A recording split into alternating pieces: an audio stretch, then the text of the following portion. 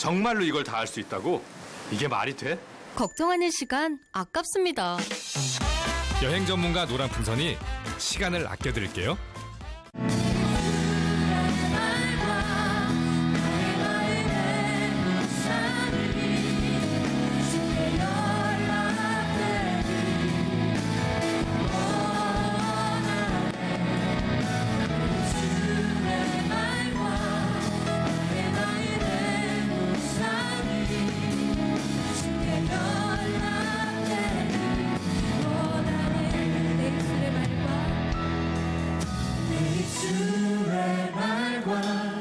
나의 마음의 묵상이 주께 연락되기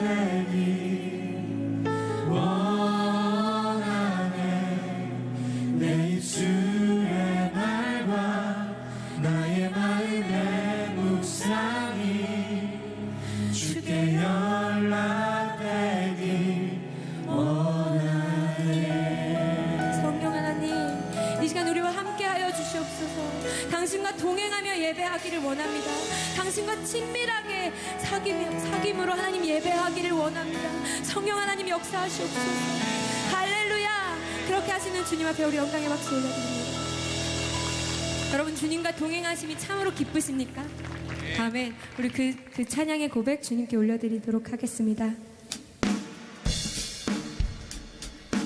같이 박수하시면서 주와 같이 길만 즐거운 일 아닌가. 우리 주님 걸어가신 발자취를 밟겠네.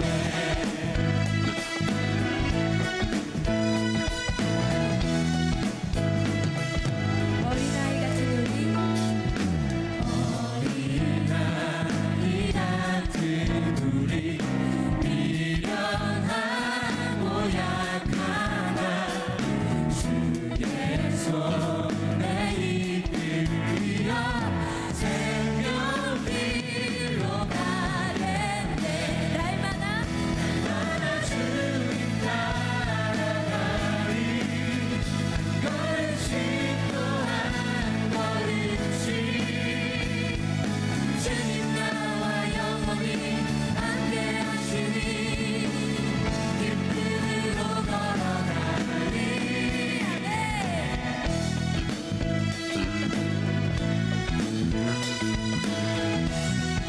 한글 고백할까요? 꽃이 피는 들판이나 꽃이 피는 들판이나 험한 골짜기라도 주가 인도하는 대로 주와 같이 가겠네. 날마다 주님 따라가리. 한 걸음씩 또한 걸음씩 주님 나와 영원히 함께하시니 기쁨으로 걸어가. 한 번 더 날마다 주님 따라가리. 걸음씩 또한 걸음씩 주님 나와 영원히 함께하시니 기쁨으로 걸어가리. 한 걸음 한 걸음 한 걸음 주 예수와 함께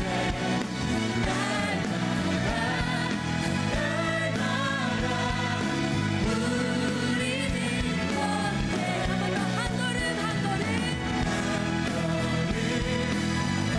걸음 주 예수와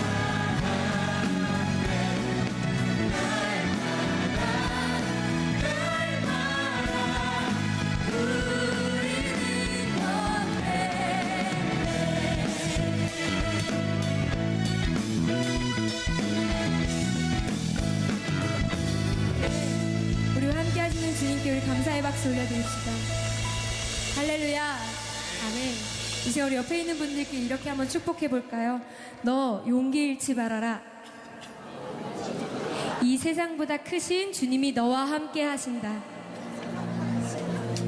네, 내게 능력 주시는 자 안에서 우리는 모든 것을 할 수 있게 됩니다. 할렐루야. 아멘. 그 주 안에서 우리 함께 기쁨으로 노래하며 찬양하며 나아갑시다.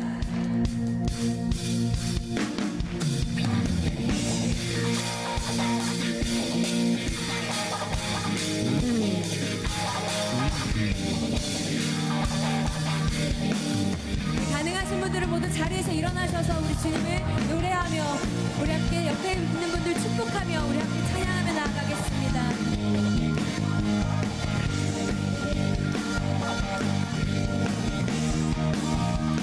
너 결코 용기 잃지 말아라. 주가 너와 함께 하시니 너 결코 용기 잃지 말아라. 주가 너와 함께 하시니 바라보면서 너 결코 용기 잃지 말아라. 주가 너와 함께 하시니 너 결코 용기 잃지 말아라. 주가 너와 함께 하시리라. 너는 결코 작지 않구나. 너를 위해 이루신 주님의 능력을 보라. 너는 이제 약하지 않구나. 내 안에 계신 주님이 세상보다 크시니 너 결코 용기 잃지 말아라. 주가 너와 함께 하시니 너 결코 용기 잃지 말아라. 주가 너와 함께 하시리라. 자, 한 번 더 축복해볼까요? 전능하신 하나님이 바로 너와 함께 하신다. 여기 옆에 있는 분들께 축복해봅시다. 전능하신 하나님이 바로 너와 함께 하신다. 이 시간 세상을 향하여 바로 나를 향하여 축복해봅시다. 전능하신 하나님이 나와 함께 하신다. 아멘. 함께 고백합시다. 너는 결코 작지 않구나. 너는 결코 작지 않구나. 너를 위해 이루신 주님의 능력을 나를 한번 축복해볼까요? 자기 자신을 나는 이제 약하지 않구나. 내 안에 계신 주님이 세상보다 크시니 너 결코 용기 잃지 말아라. 주가 너와 함께 하시니 너 결코 용기 잃지 말아라. 주가 너와 함께 하시리라. 우리 목소리로 너 결코 용기 잃지 말아라. 주가 너와 함께 하시리니 너 결코 용기 잃지 말아라. 주가 너와 함께 하시리라.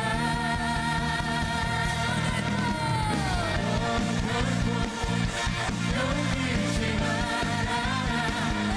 주가 너와 함께 하시리니 너 결코 용기 잃지 말아라.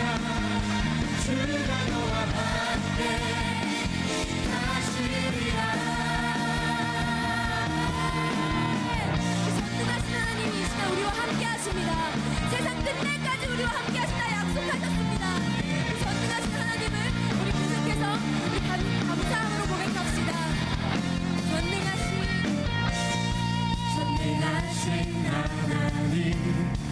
지금 함께 하시니 기쁨으로 주 찬양해 주의 영이 가득해 풍성하신 은혜로 한없는 사랑으로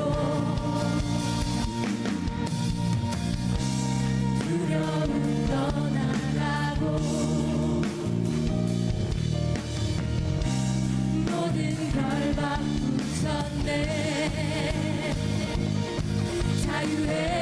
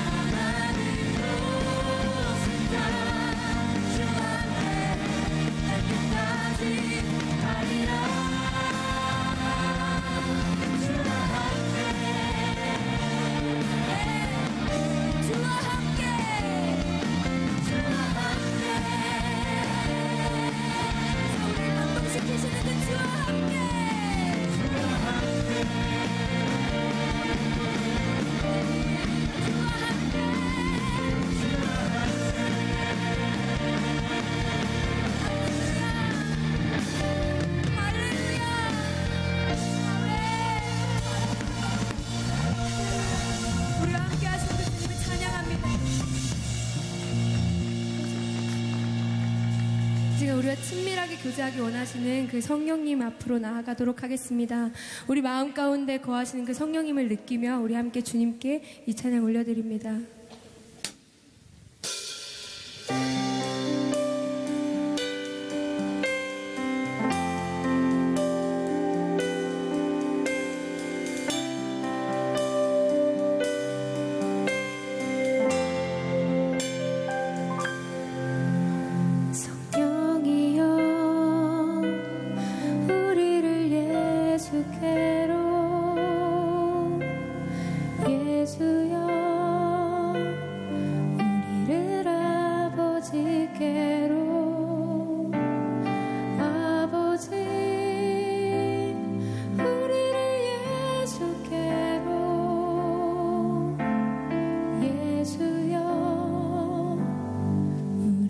성령께 주님께로 성령이여 우리를 예수께로 예수여 우리를 아버지께로 아버지 우리를 예수께로 예수여 우리를 성령께로 인도하소서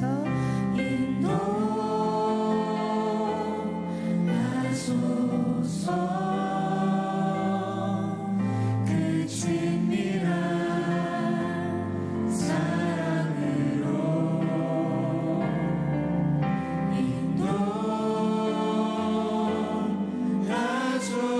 인도하소서 그 영원한 사귐으로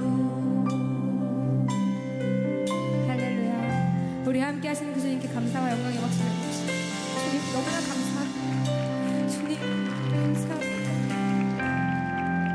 성령이여 성령이여 우리를 예수께로 예수여 우리를 아버지께로 아버지 우리를 예수께로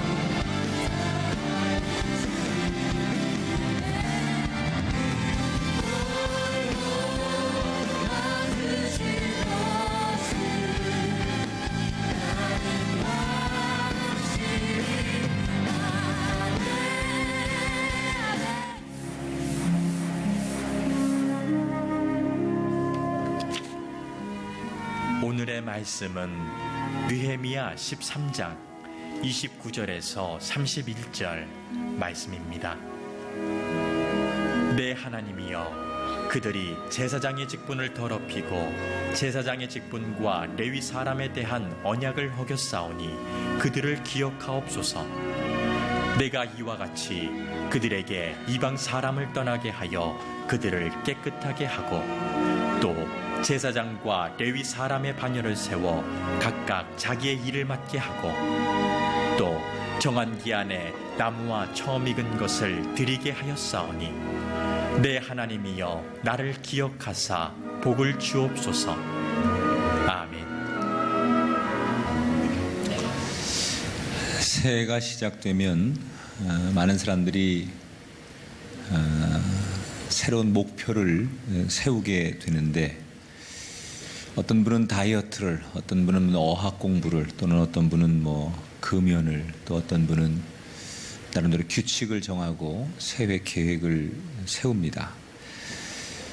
작심삼일이라는 말이 있는데, 새로운 계획을 세우면 얼마나 잘 지켜질까? 2015년도에 이 조사를 한 통계가 있는데, 새해를 지나고 한 달이 지난 1월 말쯤에 새해를 맞이해서 당신이 세운 목표를 잘 지키고 있느냐 이렇게 질문을 했더니, 가장 많은 사람들이 새해 들어서 하는 목표 가운데 하나가 금연이랍니다. 그런데 이 금연을 하는 사람들이 한 달이 지났을 때 내가 한 달 동안 잘 지키고 있다 이렇게 대답한 사람이 58.8%, 뒤집어 얘기하면 41%는 자기가 굳게 결심한 지 한 달도 안 되어서 이유가 어찌 됐든지 간에 금연에 실패하고 담배를 다시 피고 있다는 얘기입니다. 우리는 살면서 수없이 자기 자신에게 약속을 하고 뭔가를 결정하지만 그것을 번복할 때가 참 많습니다. 타인에게 약속을 번복할 때도 있고, 자기가 자기에게 한 약속을 지키지 못할 때도 참 많습니다. 자기가 자기에게도 실망을 느끼겠지만, 다른 사람에게 만약에 약속을 했는데 그 약속을 지키지 못하면 상대로부터 나에 대한 불신, 또 실망, 이런 것을 줄 수밖에 없습니다. 오늘 느헤미야를 마감하는 13장 이제 말씀을 마지막 나누게 되는데, 이 13장은 저는 어떤 본문보다도 많은 메시지를 전하는 의미가 있는 성경이라고 생각합니다. 왜 그러냐? 세상 사람과 성도는 달라야 한다라는 것을 오늘 성경에서 말하고 있기 때문입니다. 지금 쭉 우리가 느헤미야를 나눴지만, 느헤미야와 유다 백성들은 정말 예루살렘 그 성벽을 즐겁게 봉헌을 했습니다. 느헤미야는 페르시아에서부터 그토록 원했던 예루살렘 복원의 사업을 성황리에 마칠 수 있게 되었습니다. 자, 보통 사람이 다 성취하면 이제 됐다, 그리고 곧바로 자기가 원래 있던 곳으로 돌아가게 되지요. 원래 느헤미야는 페르시아의 왕 옆에서 술관원, 그러니까 음식을 먹을 때 그것을 옆에서 지켜보고, 또는 정말 최측근으로서 어떤 상담과 비서 역할을 하는 그런 직책, 성경에 술관원이라고 나오는 아주 상당히 왕 옆에서 총애를 받고 사랑을 받던 그런 사람이 느헤미야입니다. 그런데 성벽 재건을 다 마치고 나서 느헤미야는 페르시아로 돌아가지 않습니다. 그리고 계속 유대 땅에 머물게 됩니다. 학자들의 얘기에 의하면 느헤미야는 페르시아에서 유대로 돌아와서 12년 동안을 총독으로 재직하는데, 그러는 사이 종교, 정치, 사회, 문화 여러 분야에서 자신이 생각한 개혁을 완전히 정착시키려고 그가 노력했던 것으로 보입니다. 그리고 12년이 지난 다음에 이제 어느 정도 개혁이 되었다라고 생각을 했던지 그는 원래 자신이 근무했던 페르시아 왕궁으로 다시 되돌아가게 됩니다. 12년 만에. 그리고 이제 다시 원래 자리에서 자기가 모셨던 페르시아 왕에게 최선을 다하고 있었는데, 다시 자기가 머물렀던 12년 동안 머물렀던 유대 땅에서 소식 하나가 들려오게 되는데, 너무나 정말 가슴 아프고 그리고 힘든 소식 하나가 들려옵니다. 그토록 자신이 12년 동안 공을 들여서 개혁하고 변화를 시켰던 그 유대 땅이 자기가 페르시아에 돌아온 지 얼마 되지 않아서 원래대로 되돌아가는 일이 생겼다라는 소식이에요. 그러니까 개혁 이전으로 다시 엉망이 되어 가고 있다라는 소리를 듣게 됩니다. 그리고 그 사실을 확인하고 나서는 다시 페르시아 왕에게 저를 유대의 총독으로 보내주십시오. 그래서 왕의 재가를 얻어서 다시 총독이 되어 유대 땅에 가게 되는 말씀이 오늘 13장에 나오게 됩니다. 자, 유대 땅에 도착하자마자 이 느헤미야는 할 말을 잃습니다. 왜냐하면 그렇게 공을 들여서 성벽을 재건하고 그리고 개혁을 12년 동안 했는데, 그렇게 노력한, 오랜 세월 동안 공들여서 노력한 개혁의 흔적은 온데간데 없고, 자기가 처음에 그 성벽을 재건할 때 그때 엉망진창의 모습으로 유대 땅이 돌아가 있는 거예요. 예를 들면 안식일에 다시 장사하는 사람들이 생겼습니다. 그리고 느헤미야가 그토록 막았던 혼합 결혼이 다시 시작되었습니다. 그러니까 원래 성전에서 일하는 사람들이 레위인들이었는데 그들에게 제대로 월급이 지급되지 않으니까 레위인들이 성전에서 일하지 않고 다 밭으로 들로 노동자로 일하러 나갔어요. 그러니까 요즘으로 말하면 목사님 월급을 안 주니까 목사님들이 그냥 택배 기사하고 택시 운전하고 뭐 이렇게 그냥 생계를 위해서 세상에 나간다는 얘기죠. 또 충격적인 것은 제사장, 레위인 이런 사람만 들어갈 수 있는 성전에 그 당시 일개 정치인이었던 도비아라는 사람이 그 아무나 들어갈 수 없는 성전에 자기 사무실까지 만들어 놓고 성전에 들어가서 거하는 것을 목격하게 됩니다. 여러분, 우리가 알다시피 느헤미야는 개혁을 어떻게 했습니까? 목숨 걸고 했습니다. 정말 죽기 아니면 살기, 뭐 이런 마음으로 그는 개혁에 동참을 했고 개혁을 주도했던 사람이에요. 그런데 그렇게 공을 들여서 그렇게 애를 썼던 개혁이 지금 어떻게 됐어요?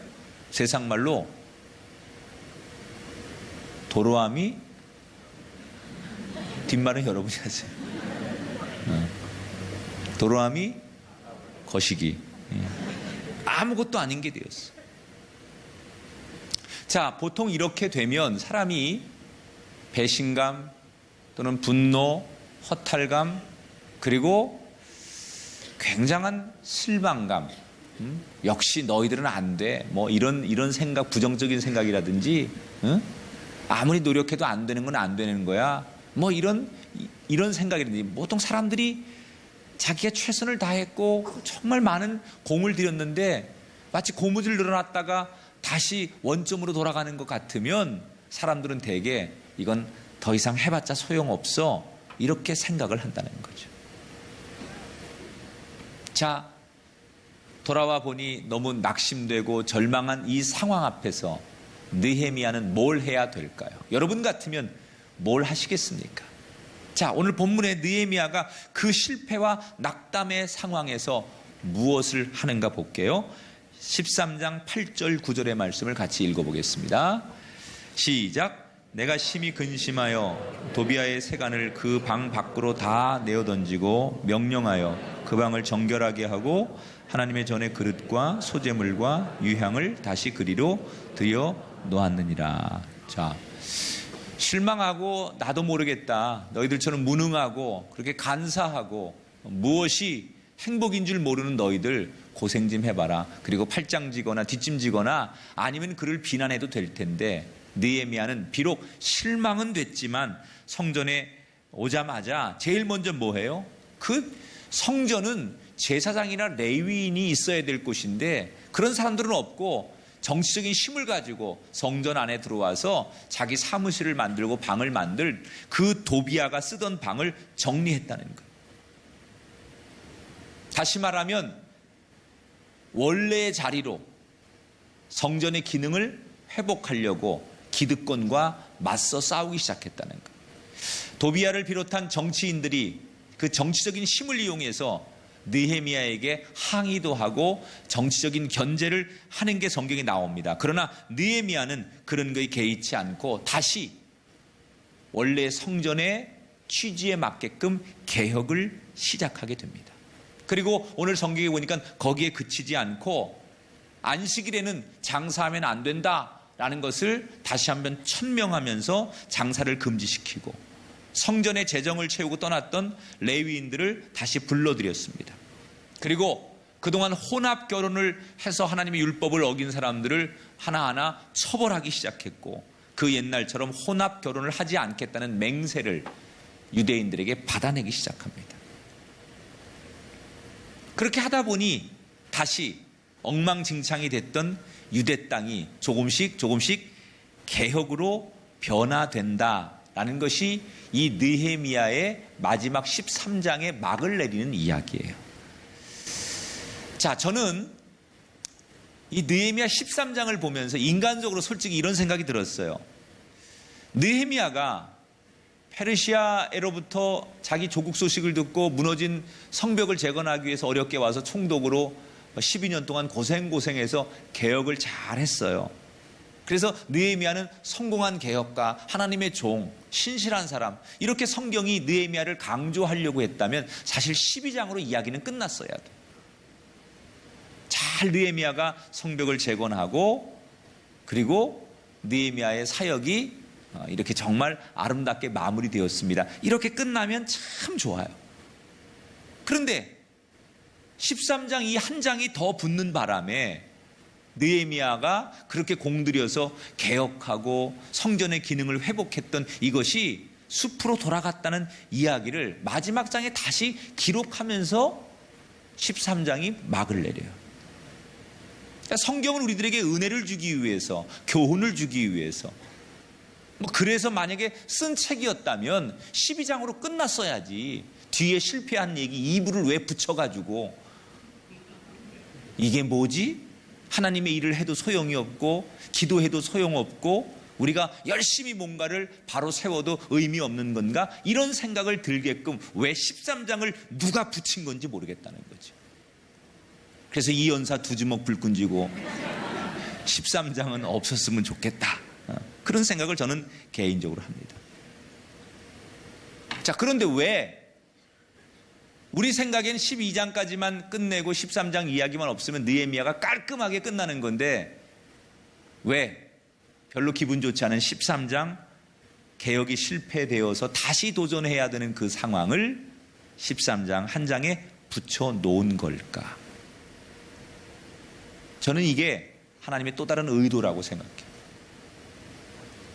우리 성도들이라면 뭐든지 잘 마무리되어서 그걸로 끝나는 게 성도의 삶이 아니라 우리가 아무리 열심히 하고 기도해도 마무리가 잘 되는 것 같다가 다시 앞에 제가 얘기한 것처럼 뭔가 새해가 되어서 내가 목표하고 결심한 것을 사람들이 세웠지만 한 달도 되지 않아서 다시 원래 숲으로 돌아가는 것처럼 우리가 뭔가 바로 서려고 기도하려고 은혜의 자리에 서려고 그렇게 노력하지만 인간은 연약하고 부족하기 때문에 나도 모르는 사이에 또 죄악된 자리로 과거의 자리로 돌아갈 수 있는 게 인간이라는 거예요.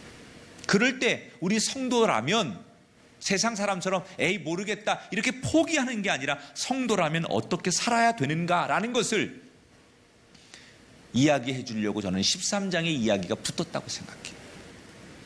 자, 성도라면 어떻게 살아야 하느냐? 13장이 우리에게 이야기하고 싶은 주제는 또다시 도전하라 이거예요. 따라합시다. 또다시 도전하라.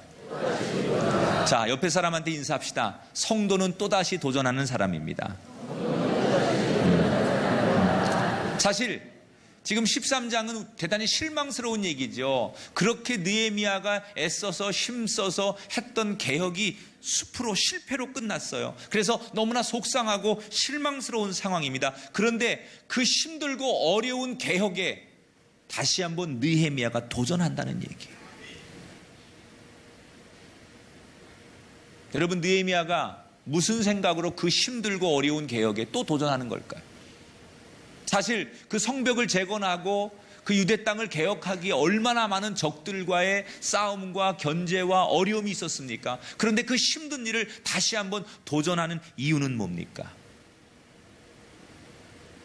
느헤미야는 비록 세상 사람들이 자기를 힘들게 하고 그 개혁하는 데 있어서 사람들이 자기 앞에 순순히 순종하지 않은 것을 알았지만, 아무도 내 편이 없는 것 같았지만, 그 개혁을 진행하는 동안 하나님이 나와 함께 하신다는 것을 이미 경험했던 사람.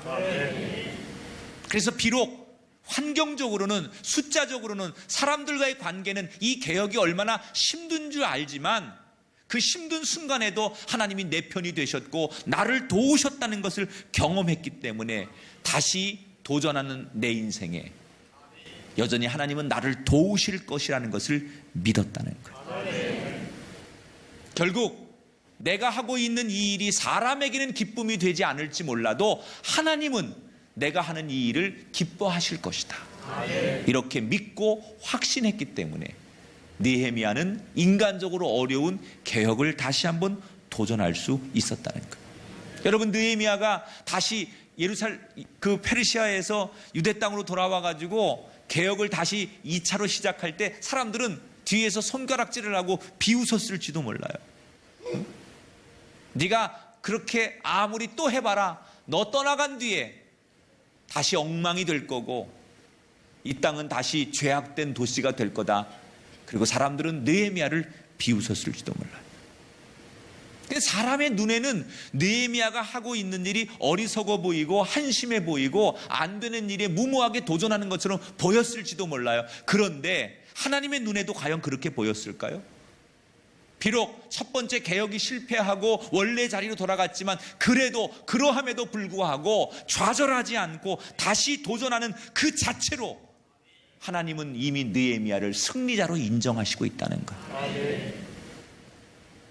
여러분, 한 해를 시작하면서 우리가 계획하고 목표한 것들이 때때로 좌절될 때가 있을 거예요.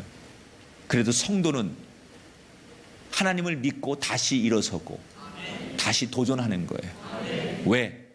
하나님은 이렇게 다시 하려고 하는, 다시 도전하려고 하는 그 자체로 이미 우리를 인정하시고 승리자로 우리를 인정해 주시는 분이라는 거예요. 이게 바로 느헤미야 13장이 우리에게 주려고 하는 메시지라는 거예요. 여러분, 금년 한 해가 시작되었는데 여러분이 이 연초에 가졌던 각오와 또 생각과 그리고 여러분 하나님 앞에 약속했던 것들을 잘 1년 내내 지키시면 좋겠지만, 혹시 중간에 어떤 정말 여러분의 연약함 때문에 여러분의 계획과 여러분의 도전들이 혹시 다시 주저앉는 상황이 놓일지라도 안 돼 라고 포기하지 마시고, 그럼에도 불구하고 또 다시 일어서고 다시 도전하는 사람, 바로 그 사람을 하나님은 주목하시고 그 사람을 도우실 것이고 그 사람을 통해 일하는 것이 이 느헤미야 13장의 메시지라는 거예요. 다시 도전하는 사람, 다시 일어서는 사람, 그때 하나님이 우리를 기뻐하시고 그때 하나님이 우리를 도우시고 그 사람이 최후 승자가 된다는 사실. 여러분, 한 번에서 안 되면 또다시 두 번째, 두 번에서 안 되면 또다시 세 번째, 하나님은 그 과정 속에 우리를 도우시고 승리자가 되게 하시는 하나님.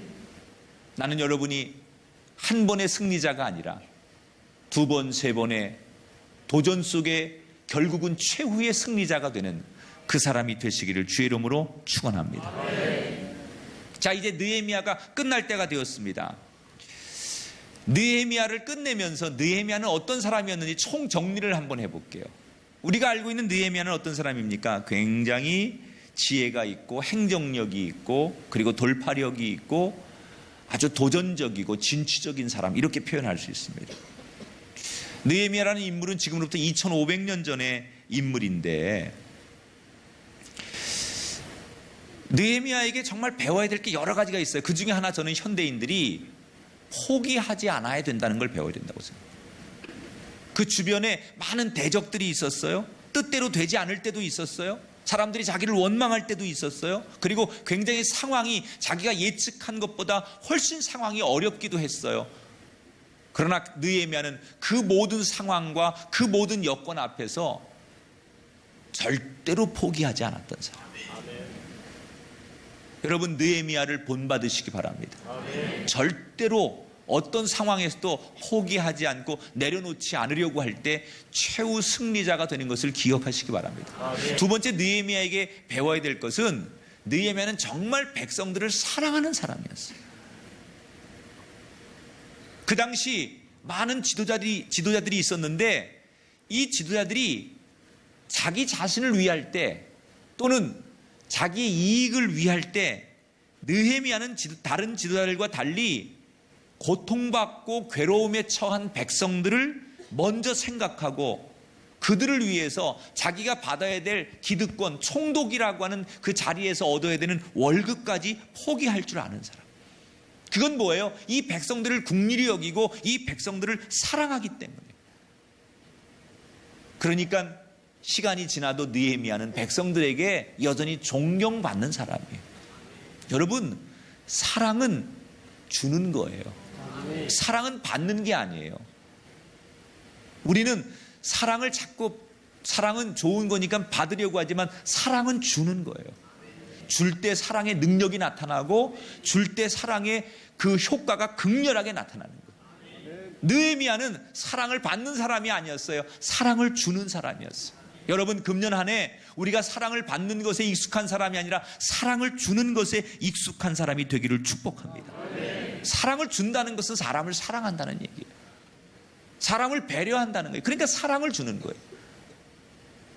여러분, 느헤미야처럼 사람 중심의 인생, 사람을 존중하고 사람을 사랑하고 그 사랑을 나누는, 정말 그래서 사랑받는 느헤미야 같은 인생이 되시기를 주의 이름으로 축원합니다. 자, 마무리하면서 이런 질문을 한번 던져볼게요. 느헤미야가 그 엄청난 일을, 어렵고 힘든 일, 때로는 핍박과 법적인 소송과 경제적인 어려움, 이 많은 일들을 어떻게 다 감당할 수 있었을까? 이게 오늘 하고 싶은 결론이에요. 느헤미야가 참 많은 일을 했는데 그 일을 도대체 느헤미야가 어떻게 다 감당할 수 있었을까?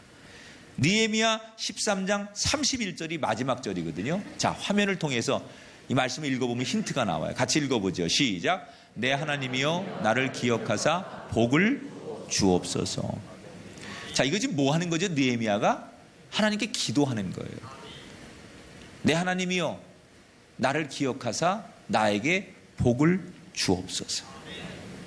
그러니까 느헤미야가 어떤 일을 하면서, 이게 힌트거든요. 그 엄청난 일들을, 그렇게 다양한 일을, 많은 일을 감당할 수 있었던 그 근원은 어디에서 오느냐? 기도로 하늘의 힘을 구했던 사람. 느헤미야는 세상적으로 부러울 게 없는 사람이었어요. 그 당시 최고 강대국이었던 페르시아에서 너무나 잘 나가는 고위 공무원이었습니다. 그리고 유대 땅에 와서는 비록 척박하고 어렵지만 그곳의 최고의 지도자였던 총독을 지냈습니다.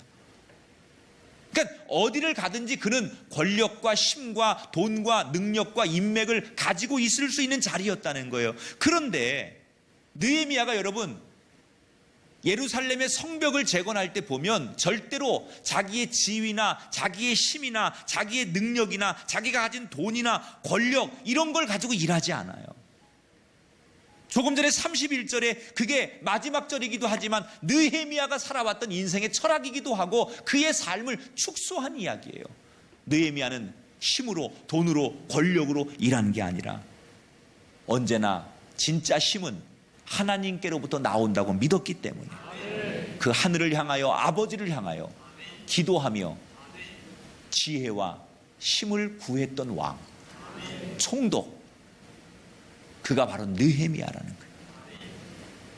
여러분 1장에 보면 느헤미야가 페르시아에 잘 나가는 고위 관리로 있을 때 자기 조국 소식을 듣고 예루살렘을 재건하겠다는 사명을 마음에 품게 됩니다. 그런데 마음에는 그런 소원을 품었지만 여건이 만만치 않았거든요. 그때 여건이 만만치 않아서 내가 예루살렘을 위해서 뭘 도와줄 수 있을까? 이게 마음만 있지 도와줄 수 있는 상황과 환경이 아닐 때 그때 느헤미야가 뭘 합니까? 1장 4절을 볼까요? 하늘의 하나님 앞에 금식하고 기도했다 그랬어요. 여러분, 내가 도와주고는 싶은데 뭔가 하기는 해야 되겠는데 너무 막막한 거예요. 뭘 어디서부터 어떻게 해야 될지, 어떻게 첫걸음을 놓아야 될지, 어떻게 왕을 만나야 될지, 뭘 해야 될지 아무것도 손에 잡히지 않을 때, 무엇을 해야 될지 일의 순서도 모를 때, 그때 느헤미야는 뭘 합니까? 제일 먼저 하나님 앞에 금식하며 기도했다는 거예요. 그리고 우여곡절 속에 예루살렘에 와서 총독이 돼가지고 그 어려운 성벽을 재건하는 공사를 시작합니다. 그때 거기에 토박이었던 산발랏, 도비야 이런 사람들의 온갖 방해와 권모술수와 그리고 그런 핍박들이 막 위협들이 다가옵니다. 그때 느헤미야가 가장 위기를 만났을 때 한참 일을 해야 되는데 그 원수들의 방해를 받았을 때 뭘 합니까? 느헤미야 4장 9절을 보세요. 같이 읽어봐요. 시작. 우리가 우리 하나님께 기도했다 그랬어요. 그가 한참 공사를 재건하면서 가장 원수들로부터 핍박을 받고 공사 방해를 받고 모함을 받고 힘들었을 때 그가 선택한 그 힘든 것을 이기는 방법 중에 하나가 뭐였어요? 기도했다는 거예요.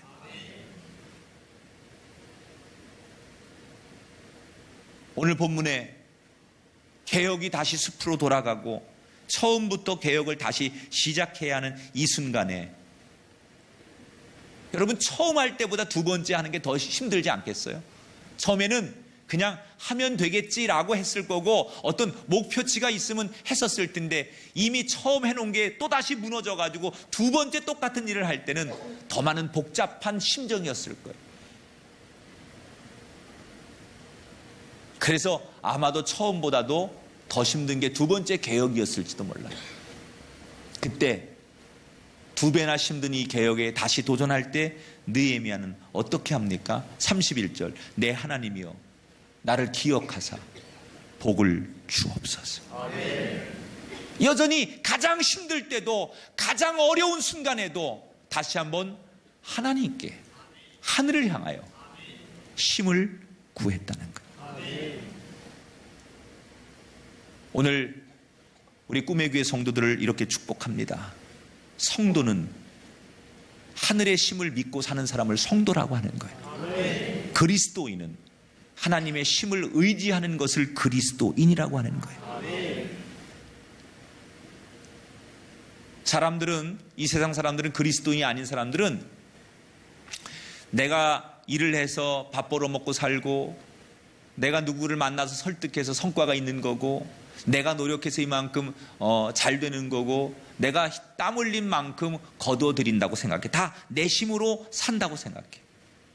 그런데 성도는 내 힘으로 산다고 생각하는 사람이 성도가 아니에요. 만약에 우리가 그리스도인이라고 하지만 이게 내 힘으로 된 겁니다. 내가 잘해서 한 겁니다. 내가 똑똑하고 내가 지혜롭고 내가 노력해서 얻은 겁니다 라고 말한다면 그건 성도가 아니에요. 성도는 비록 내가 했지만 하나님이 도우셨습니다. 내가 노력했지만 내가 땀 흘렸지만 내가 최선을 다했지만 그 마지막 순간의 결론은 하나님이 도와주셨습니다. 하나님이 함께 하셨습니다. 하나님이 우리와 함께 하셨습니다. 하나님이 내 편이 되셨습니다. 하나님의 은총입니다. 이렇게 말하는 게 성도예요. 우리는 올 한 해를 성도로 살아야 할 줄 믿습니다.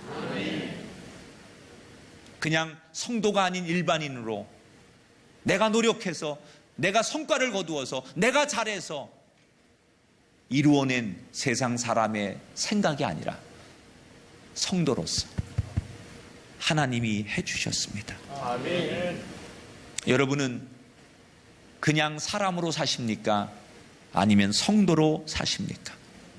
여러분이 정말 성도이기를 원하신다면, 하나님을 정말 믿는 사람이라면 느헤미야처럼 새벽마다 기도한 예수님처럼 먼저 기도하셔서 하늘의 힘을 구하는 한 해가 되시기 바랍니다. 우리는 2017년도를 성도로 살아야 돼. 그리스도인으로 살아야 돼. 하나님의 자녀로 살아야 돼. 그러기 위해서 다시 한번 하늘의 힘을 구하고 아버지의 이름을 구하고 엎드려 기도하는, 거기로부터 새로운 힘을 공급받고 승리하는 느헤미야 같은 성도들이 되시기를 주의 이름으로 축원합니다. 따라합시다. 포기할 줄 모르는 사람, 하늘의 힘을 구할 줄 아는 사람. 할렐루야.